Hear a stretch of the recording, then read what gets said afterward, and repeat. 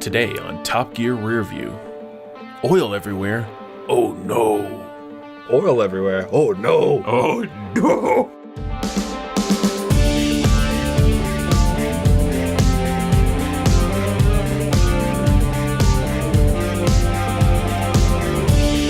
Hello and welcome to Top Gear Rearview. I'm Jeff. That's Brady. This is our first episode of 2018. So welcome to the new year and welcome back to Series 2, Episode 6. This episode aired on the 15th of June in 2003, and the star in a reasonably priced car was Richard Whiteley. And I realized we failed to say Merry Christmas and Happy New Year previously, so Merry Christmas and Happy New Year, or if you're in the UK, Happy Christmas and Happy Hogmanay. I don't know what that means. Okay. It means New Year. Bonane? All right. Tonight's segments, we are looking at the Evo VIII versus the STi. Some track day cars featuring, sort of, the Peugeot 206 GTI 180, as well as a couple other contemporaries that you can get. We attempt to break the Caravan speed record, and Jeremy takes a look at the Vauxhall VX220 Turbo. Yeah, let's jump right into this. Yes, sir. STi versus Evo. This is kind of the quintessential slug match of the car world. Like it is one of them. I mean, it's Corvette. I guess it's like Corvette Camaro, sort of.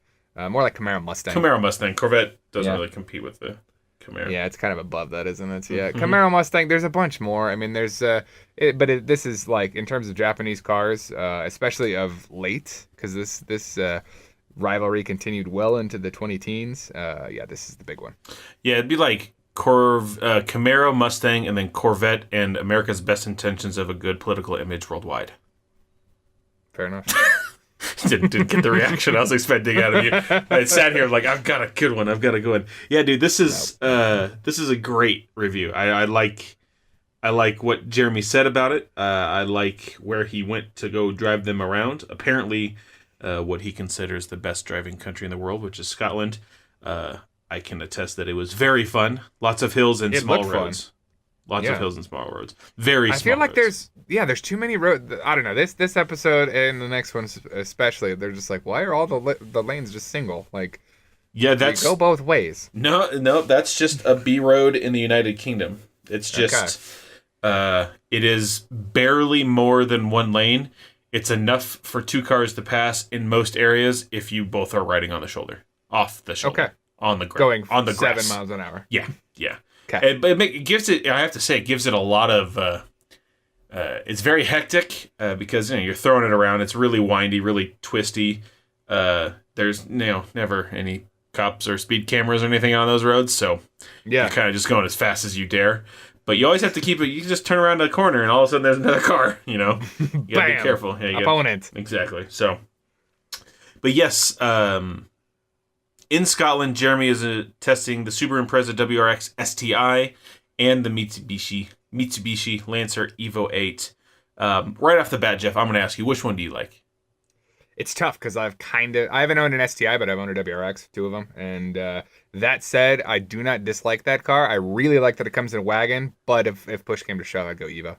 Oh, really? Okay. Yeah, because I knew that you had, essentially a WRX. Right? Yeah. You had the sub 92X. Badge engineered. Yep, 92X Aero. Yep. Two of them at this point. They're the one thing that I learned from those two cars is that the Subaru drivetrain is a little more fragile. I know the Evo is capable of some crazy numbers, especially with the E85 and just a little bit of tweakage. You can get it to a lot higher than an equivalent set of modifications on a STi.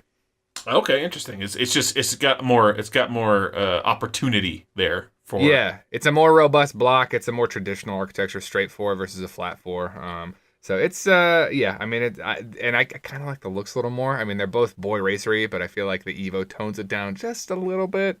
Well, I mean, right out of the box, the STI is throwing 300 horsepower, and the particular version of the Evo that they're running around with on the track, at least. I don't know if it was the one up in Scotland that he had 301 horsepower. Exactly, you got it. You gotta. Hey, can we get one more out of that? Just say we did. Tune it up to 19.03 pounds of boost. Yeah, exactly. That was one of the interesting things. Is the STI, you've got your Impreza, which is your base one, same as the Lancer for the Evo. But then you have your WRX, which was always around 230 horsepower, and then your STi, which is 300. And those are the two levels. And on the Evo, I think there was, I don't, not at this time, but there's the Lancer Rally Art, which comes later, which is in the low 200s. And then your standard Evo is about 270. And then you had the FQ 300, 320, 340, and 400. So you have like 5 versions of this car. And if you'll remember, we'll get to it in a few series, they do put the FQ 400 up against, it might actually be one of the faster ones. There might be another one above 400 later, but I believe it's the FQ 400 against like a Lambo. On the track, and just it's an interesting article and or an interesting piece, and it really highlights boost lag, turbo boost lag. So yeah, it's we'll get to that one eventually. But the FQ 300, I feel like, is a very fine medium in that range. I mean, if you put this car up to a Lambo that we have on our test track right now, it did it 0.1 seconds faster. Yeah, but that was the dumb Lambo. It was also apparently the dumb Evo VIII. Yeah. No, it was the sensible Evo VIII. I'm not a huge Murcielago fan. I do hear the Murcielago with a manual is a proper car, but yeah.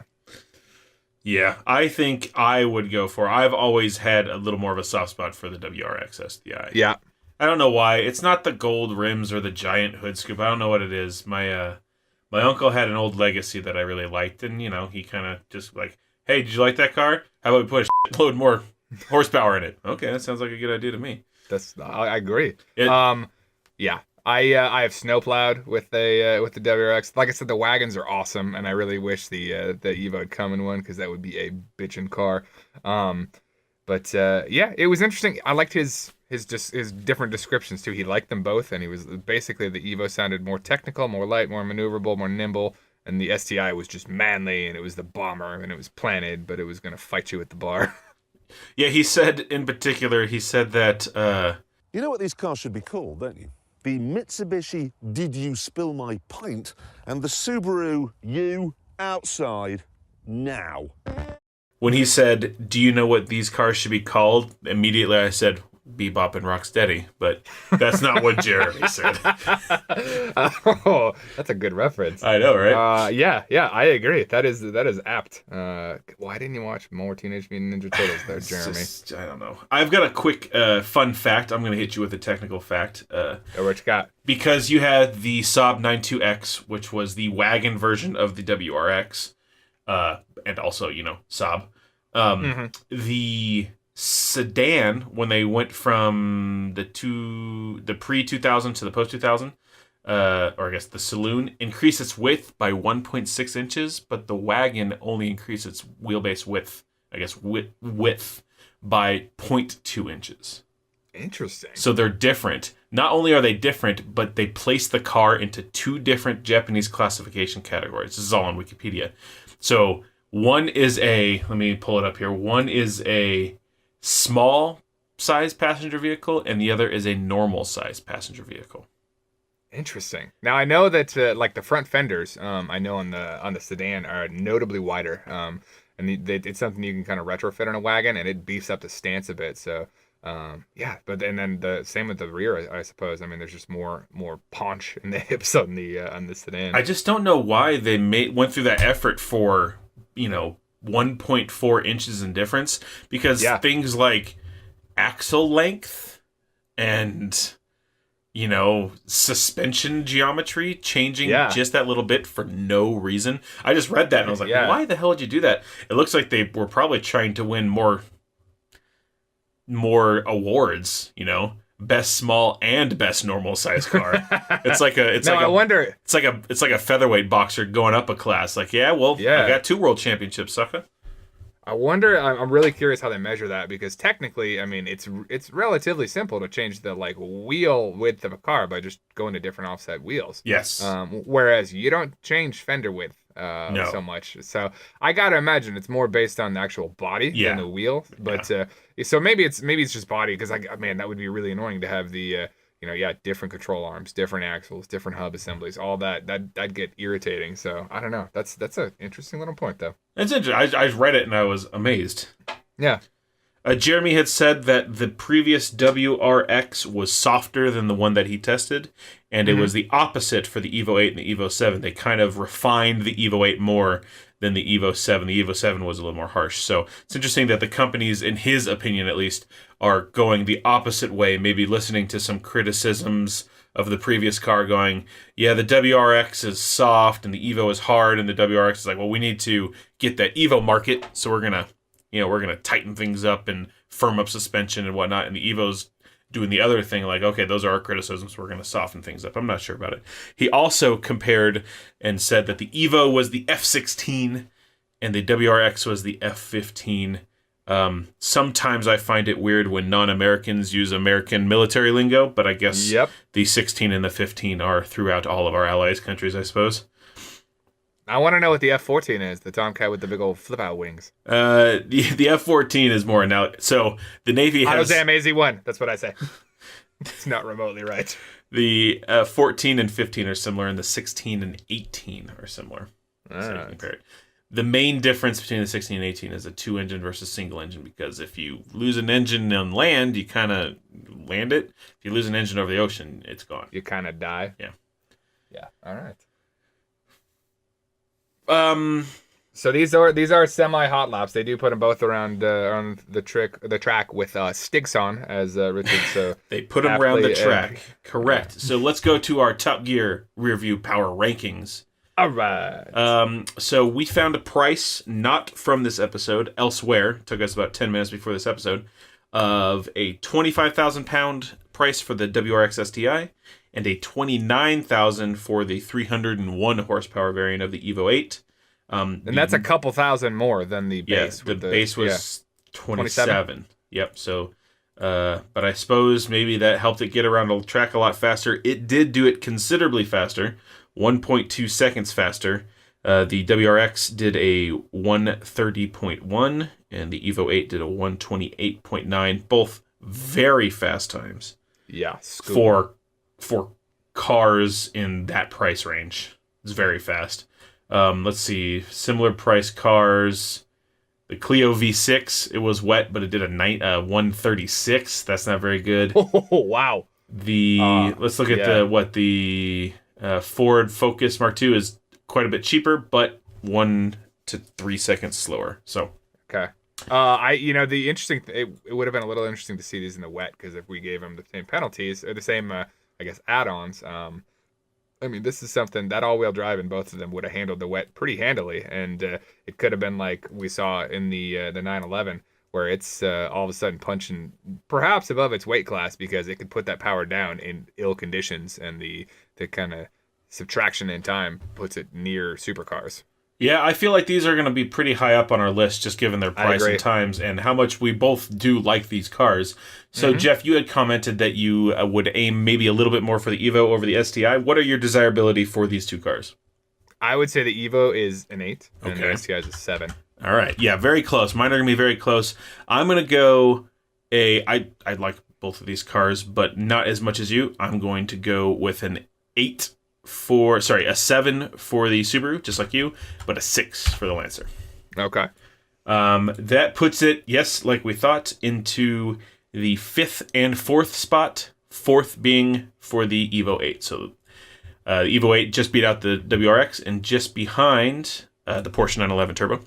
All right. And the Subaru is just ahead.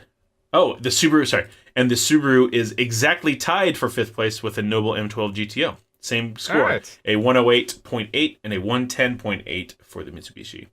I guess this might be a good time, or maybe the segment following this, Jeff, but I couldn't help but notice that a few different cars were not on that list this episode. Yes, sir. Yeah, we were missing the Radical in the Westfield. Yep, so we had commented in previous episodes, and we had seen it online and elsewhere, that the Westfield XTR2 and the Radical SR3 were at the top 2 on the list and have been removed.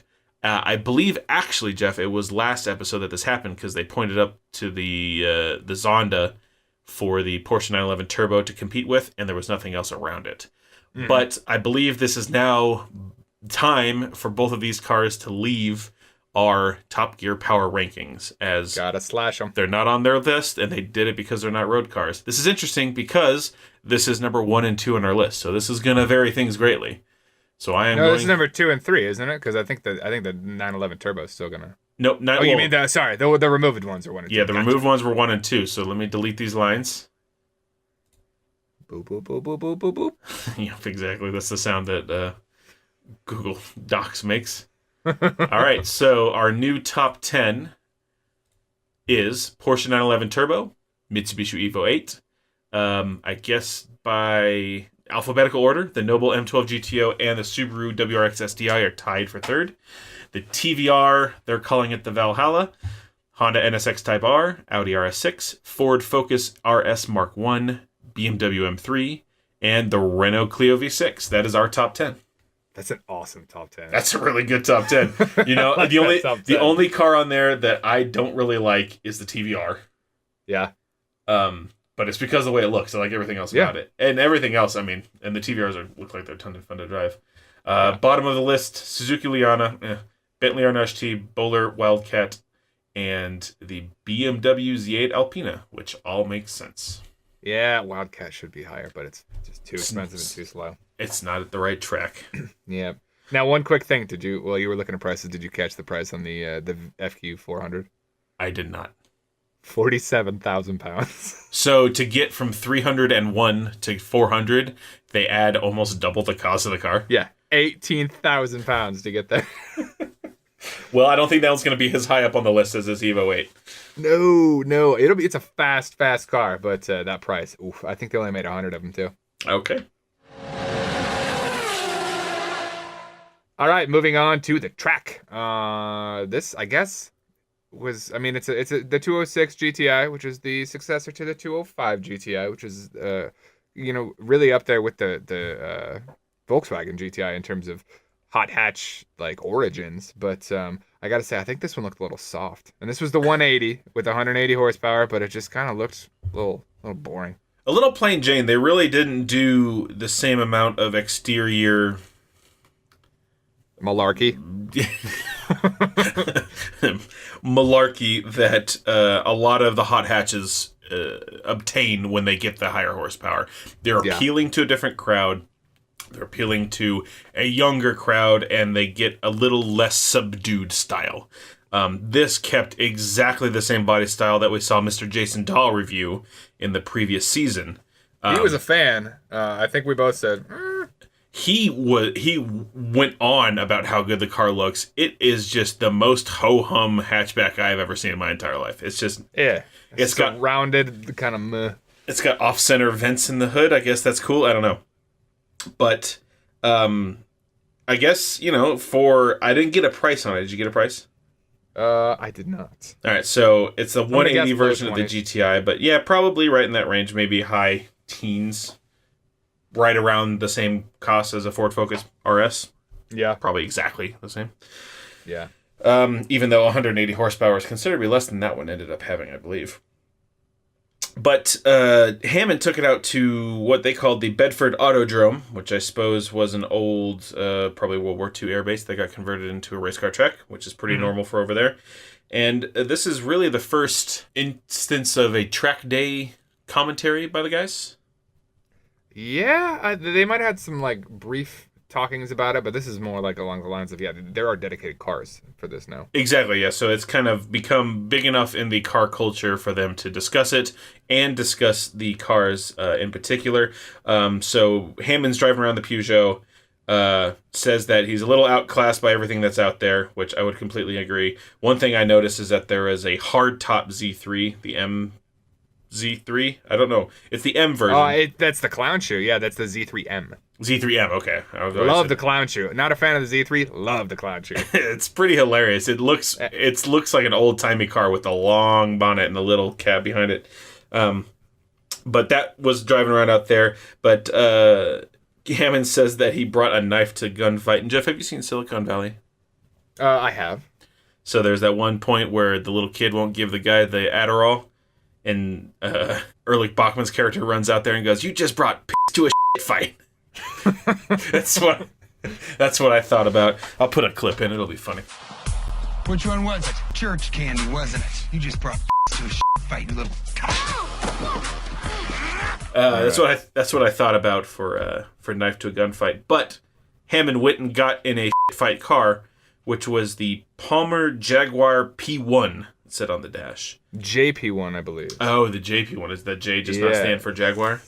It's the Jaguar P1. Okay, all right. Yeah. This one had the 3-liter V6 out of the X-Type, putting out 300 horsepower and weighing in at 600 kilograms. This is definitely fighting the same weight class as the Radical in the Westfield. Yeah, it's right up there with just purpose-built, aerodynamic-looking body track day car. Not really anything else meant for it. Not cheap either. 47,000 pounds for that guy. I mean, that's considerably more expensive. More than double the price of the Westfield and the Radical. They were right around 20, which is why they're so high up on our list. The Radical was 30, actually. Okay, so the Westfield then. But the Westfield was, 22, so less than half. And Hammond thought that this was a good car for him, who had once exclaimed that he is a driving god. Mm-hmm. In the Bowler Wildcat review, but they just did a brief spin around in the Jaguar. This whole segment was relatively brief. I know. I didn't understand it. I guess the Jaguar was around that Bedford Autodrome. It wasn't around their track. Yeah, he cruised it around. I mean, it looked like he was having fun, and same with the Peugeot. Like, he just kind of showed some shenanigans on that track. And then they just jump right into like, oh, there are dedicated track cars, and here's 5 of them, and now we're going to do laps in them. Yeah, so they give a list of track cars in the order that they said them was the Caterham R400, the Ariel Atom 2, the Radical SR3, which we know, the Westfield XDR2, which we know, and then the Lotus Elise Sport 190, which is a newer version of the Elise, I believe. Mm-hmm. I think these came in pretty much exactly the same order as I expected, though I have in my mind that the Caterham is a lot faster, but it's not the R400. I think it's the R500. The R500, much later on. But now these ones we have elected, I mean, I under a little bit of protest from me, but understandable. We've elected to leave them off the Power Board rankings because there are 2 of them have been eliminated, the Radical and the Westfield already. The Caterham does come later, as does the Ariel, and I believe we've already got an Elise on there, maybe? We do. We don't have the 190, but we have an Elise. We have 1.8. Yeah. So we're gonna leave these guys off, and it was kind of a quick like wham bam segment. So yeah, they rattled off the stats. So in 5th place was the Lotus Elise Sport 190. It cost 33,000 pounds, so it is the most expensive and the slowest. It's also the most car, but it's also the most road car version. Yes, I would agree. It's actually a car. Yeah, you could drive it just like a regular Elise. Yeah. It came in at 128.7, which is. Well, I had 128.2. Okay, maybe I just can't write. Let's assume I can't write. 128.2. 0.7 seconds quicker than the Evo. Yes. I mean, it's very fast. Yes.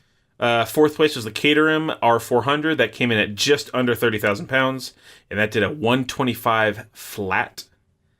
3rd place was the Ariel Atom 2 at a 124 flat, and that one cost 19,995 pounds. So that's the cheapest. Crazy cheap. Like that's that, so cheap. I don't think they were ever that cheap on this over here because that's just bonkers cheap. Yeah. 2nd was the Westfield XDR2. It did a 123.2 and cost just essentially 22,000 pounds.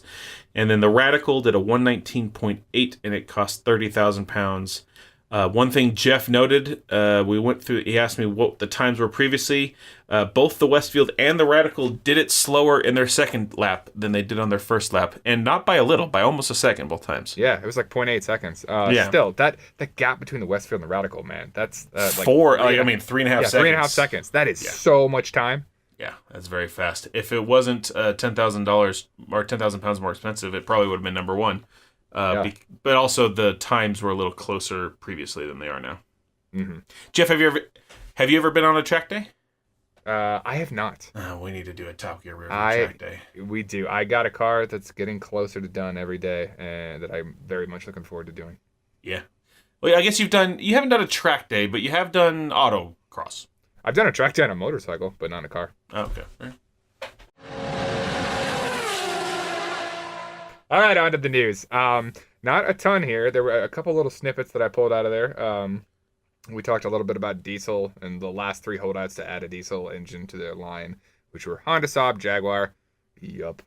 Yeah, I mean, this is so far in the past. I was like, Jaguar didn't have a diesel back then? Right? Yeah. You're gonna do like a challenge with a diesel Jaguar in the not that distant future. Exactly.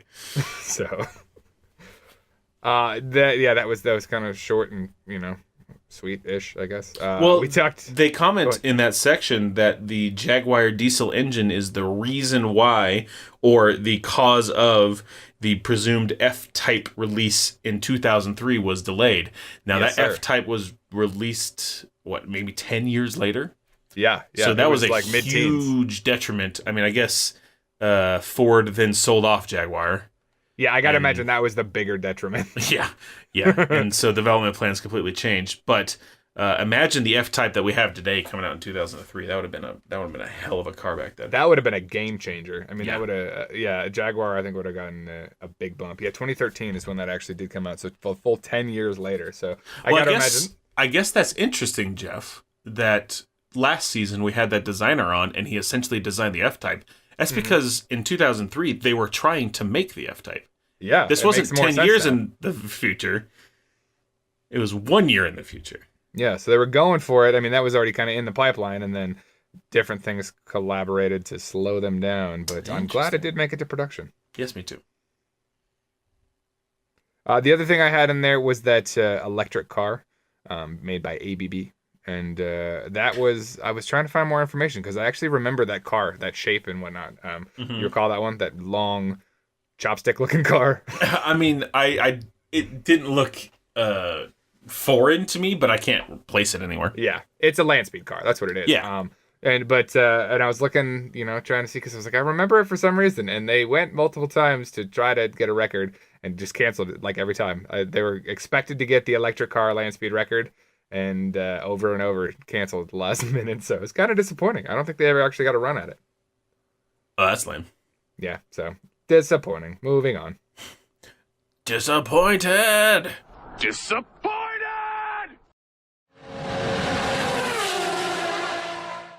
So Brady, how you feel about Caravans? Well, Jeff, I think my opinion has been directly shaped by this show, and this appears to be the moment in time in which Top Gear decides that they're just going to smash the shit out of every Caravan they can get their hands on.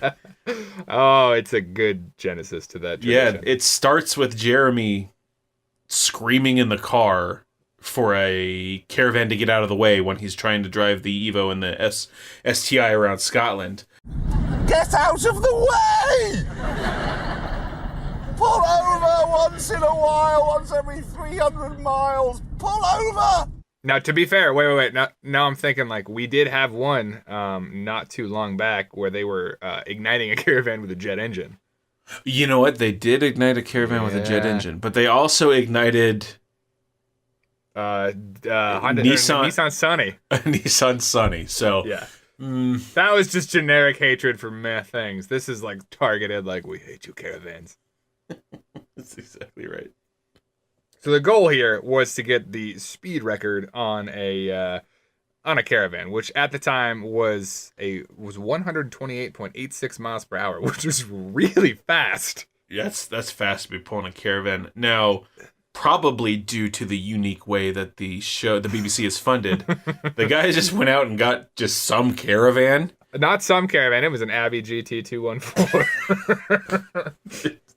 The rules, James stated, the rules says the Caravan cannot be aerodynamically altered in any way, but apparently that means you have to leave the teapot on the table, Yeah. and everything else on the inside and not make it super light. No, you have to leave a full kit in there. So if you wanted to, the Guinness inspectors could come out and have lunch.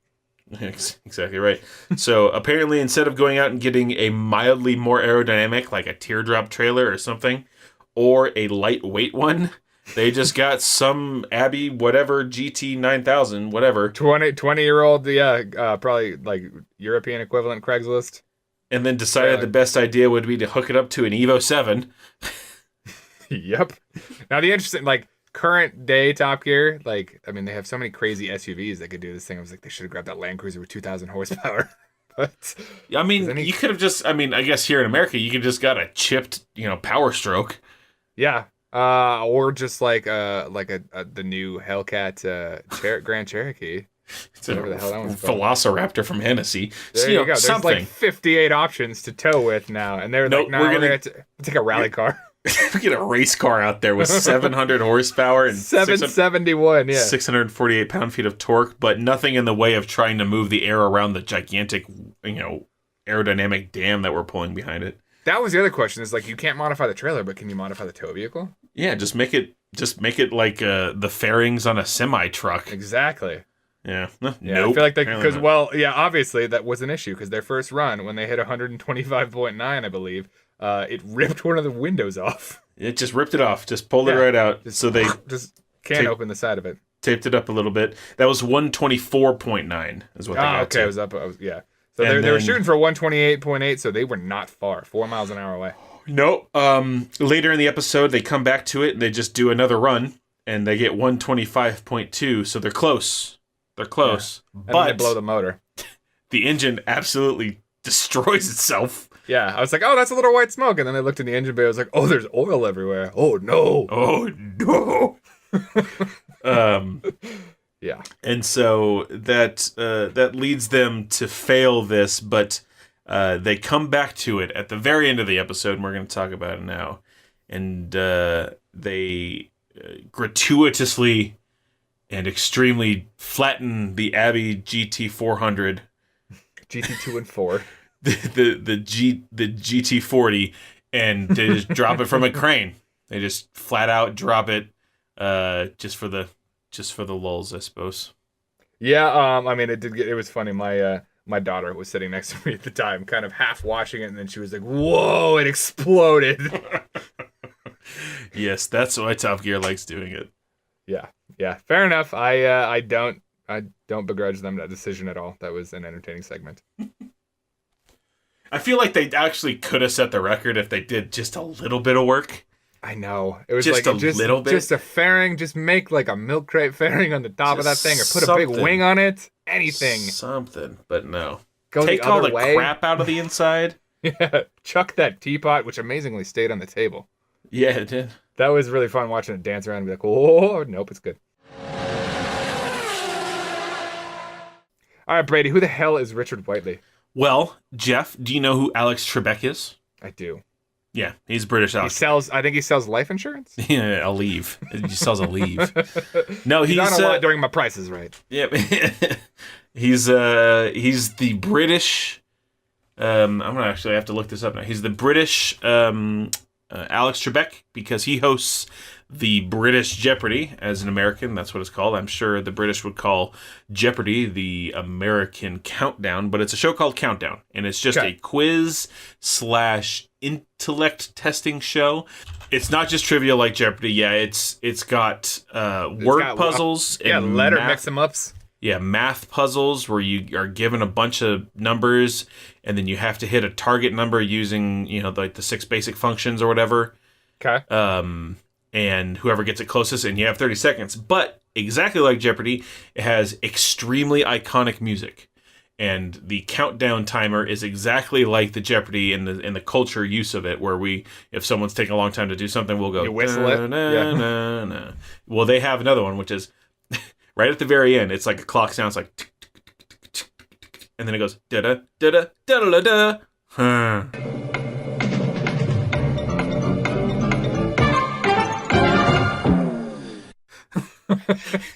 It's a good ending. I'm gonna play the actual clip and see how close I was. But just like that, it's got that sort of thing. Now let's look up here. All right, Countdown debuted on the 2nd of November in 1982 with Richard Whiteley, I believe.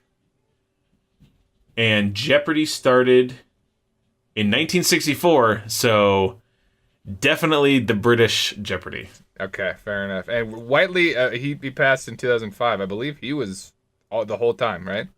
From 82 to 2005, yes. And now there have been 5 other ones since then. But he did it for, I mean, he's like Alex Trebek. He's been there. He was there his entire life. Lifer, yeah. So, but that's all I know about him. He's got all sorts of credentials. He's very present in British culture, but he really just kind of did that show, which is what he was famous for. He started a he was the first host. The show was one of the first shows on a channel called Channel 4. That's what it's called over there. All right. But yeah, he was the first person ever to be seen on the channel. Interesting. All right. He had a Lancia Fulvia, which I knew the name. I did not know what it looked like in the back of my head, but I'm like, Lancia. I love Lancias. I looked it up. It looks like a Lada. It looks kind of boring.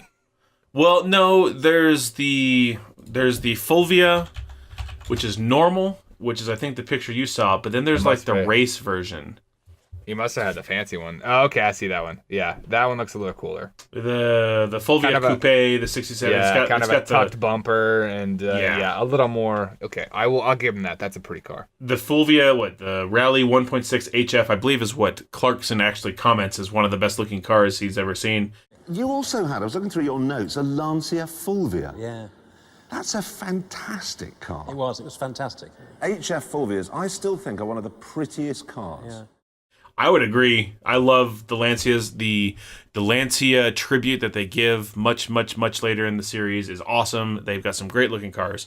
The apparently regular Fulvia Berlina, yeah, that one's not too great. Man, there's some weirdo ones in there too. I didn't dig as deep as I should. Zagato did one. There's some fun ones. I'll post a link to these pictures. Yeah. Yeah, the one I like is the HF, the 1.6 HF. This one in particular says 1970, 1967, in that range. Yeah, that's a pretty car. Yes. So looking at that lap, I was like, okay, dude's doing fine. He didn't do so fine. No, I think he braked through the follow through. Okay. Like he actually braked instead of not going flat out. Yeah, or actually going flat out. He took his foot off the gas and then put it on the brake pedal. Okay. So that's going to really slow you down. That's the fastest part of the track. Yeah, that'll pull like 20 miles an hour off your top speed.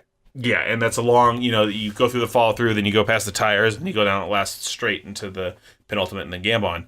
And so he started off that by going really slow. So I was not surprised that his time was bad because he even said it. He's like, "Oh, I have to brake." The stick said not to brake. I have to brake. And no, you don't. You really don't have to brake.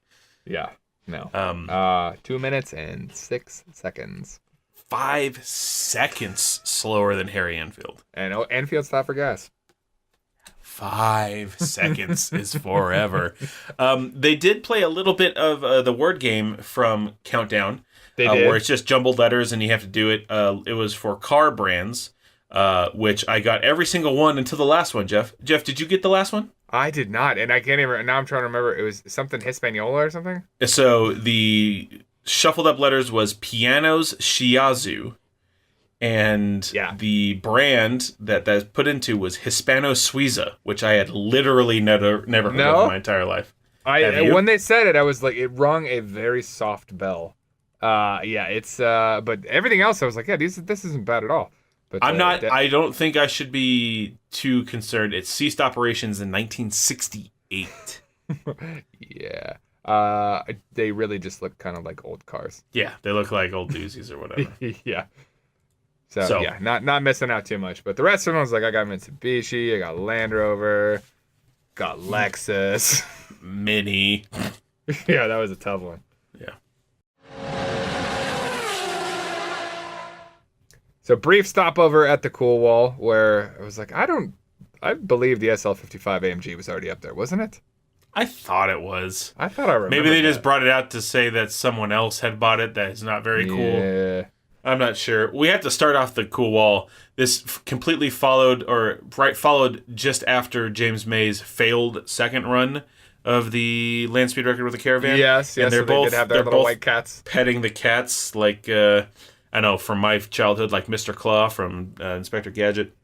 Like Dr. Evil. Like Dr. Evil. Yeah. Which I'm sure was pulled straight from a Bond movie. I don't know which one. I'm sure, yeah. I can't recall which one. But Clarkson just throws his. Did you see what Hammond did to his? No. He tosses it up and headbutts it into the crowd. I missed that part. Oh, the cat. I thought you were talking about the SL55. I did see the cat. Oh, no, okay. The cat headbutt was pretty rad. Yes. So, yeah, I mean, they momentarily talk about the Audi TT. They move it forward an inch. Because of Ann Robinson. I suppose because of Ann Robinson. Yeah. Didn't really do anything. The Cool Wall is always hit or miss. Sometimes they'll go to it and just talk about like 2 cars. In this case, it was the Audi TT, the SL55 AMG, and Hammond 82 911 SC, which I was like, that's a car I want so bad right yeah, now. that's a pretty cool car. The Evo and the STi are put on there. They were put on there, yep. If a guy owns it, not very cool, but if a girl owns it, really cool, apparently. Yeah, I'll agree. Yeah, probably. I'll agree. I think a girl with an Evo would be a girl, that would be worth hanging out with. Yeah, okay. And then I have written down here that Hammond got a Chinese burn. Yeah, because apparently that's an Indian burn, but or something to that degree. Because he said that, and I was like, I don't know what that is, but I'm thinking that's what this is. Pretty sure it's an Indian rug burn. Yeah.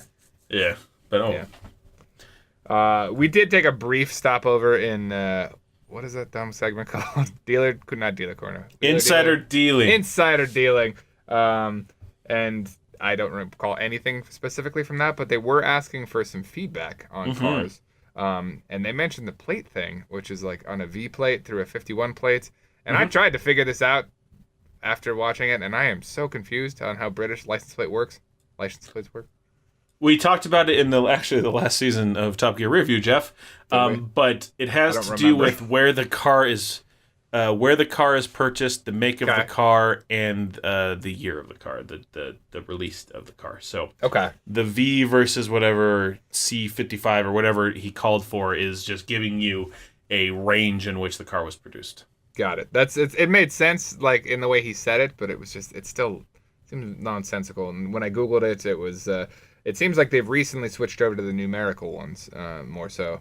That's all I found. But I guess recently being 14 years ago. Yeah, Jason Daw talked a lot about it in his Insider Dealing or Used Car Corner or whatever he called it, and he would comment as like, you can get this car, that's the R plate one or whatever, and it kind of use it as a how you can another way to identify the car because the license plates follow the cars and not the owners. All right. All right, let's talk about the Vauxhall VX220. Which they had hinted at, I believe, in previous news segments. They had shown it or whatever. They definitely talked about the 220. I don't recall talking about the turbo. I believe we've seen it. But yes, the 220 normally comes with a 2.5 liter engine. This one has a 2 liter turbo engine. And it's like a little roadster. It's one of the cloth top British looking roadsters. I totally love the roof. The just like it looked like just Velcro and roll it up into a tube. Just a couple pieces of sheet metal to hold it on. It is built very similar to, if not extremely similar to, a Lotus Elise. I read that it's based completely on it, but it's not very parts interchangeable. There's a lot of body difference there. I would say, the stuff that would be interchangeable would be underneath. It's an Opel Speedster. I mean, that's the kind of base one. Yeah. Yeah, which is, Opel is a GM brand, and so is Vauxhall, so it makes sense. It is not, however, the Pontiac Solstice Saturn Sky Opel GT. It is of a different line. It is the Opel Speedster. Yeah, it is a European predecessor to those. I was looking, the VX220 Opel Speedster line is what's called a front mid-engine rear drive, FMR. And the Opel GT Saturn Sky Pontiac Solstice is a front engine rear drive, which sounds very similar to me, but apparently it's just the relationship of the engine and the front axle. And if you look at the differences between the two, I mean the Solstice, the Sky, and the GT, they definitely have a more pronounced hood, a taller hood, and it makes sense that would also mean the engine is further forward over the front axle, whereas this one's pretty low slung, and it really does make sense that engine is going to be low and far back, kind of behind that front axle. Yeah, so I guess that's the difference between the FR and the FMR, and then you could probably just give it a look real quick and see just relationship of hood and wheels and see what kind of car you have. Most of them will be front, but I guess a few of them aren't. But Jeremy had a comically easy time getting into this car with the roof on. Yeah. It's a running joke throughout Top Gear that Jeremy Clarkson is tall and kind of fat in his later years, but it didn't look like he had any chance of getting into this car with the roof on. No. I think he tried to get... It looked like he was going to try to get in from the passenger side, and I was like, that's not a bad idea. Oh, you're taking the roof off. Okay. Just slide your legs across and wiggle in. Yeah. Yep, kind of fold in half and just flump into the seat. Flump. Flump more, Jeremy. Flump more. Flump. I didn't have much written down about this car. It's not a great looking car. I bet it drives quite well. Just I bet it's fun. Yeah, given it's a the blast. Elise heritage and just how light and 2-liter turbo. Did you get a power on it? Yeah, 200 horsepower. I didn't get a weight, and it's relatively inexpensive. 25,000 pounds. I like one little tidbit he had is at the press launch, the auto journalist crashed 4 of them. Which is that's nice. Telling. Yeah. I know that auto journalists are not always the best drivers, but it's a different story. But yeah, it's it weighs 930 kilograms. Oh, that is a light car. Mm-hmm. That's gonna be what, like 2,100 pounds? 2,050. Okay, yeah. Oof. That's I could see why it'd be a fun one to drive. I mean, that many horsepower with that little weight, yeah, it'd be a blast. Yeah, I guess this is our power lap, so we got to put this guy on the board, right? We got to put this guy on the board. One comment I would like to say is it costs the same as a Lotus Elise. And really? Clarkson. Mm-hmm. Interesting. Well, let's take a look. Lotus Elise. It's on our list. All right. Lotus Elise costs 26,000 pounds. This costs 25,000 pounds. Yeah. I mean, it's probably right around the same price. Yeah. 1,000 pounds for the Lotus badge and a little more heritage. I'd probably buy the Lotus over this just because. But the Lotus has less power, if you recall. Because this one has the 2-liter turbo. The turbo, yes. And the Lotus Elise at the time would have had an NA 1.8 liter. So that would have probably been in the neighborhood. I can't remember the power rating on that one, but it was in like 160 range, I think. All right. Well, you're right, Jeff. This is a power lap. It was dry, and it did a 131.3.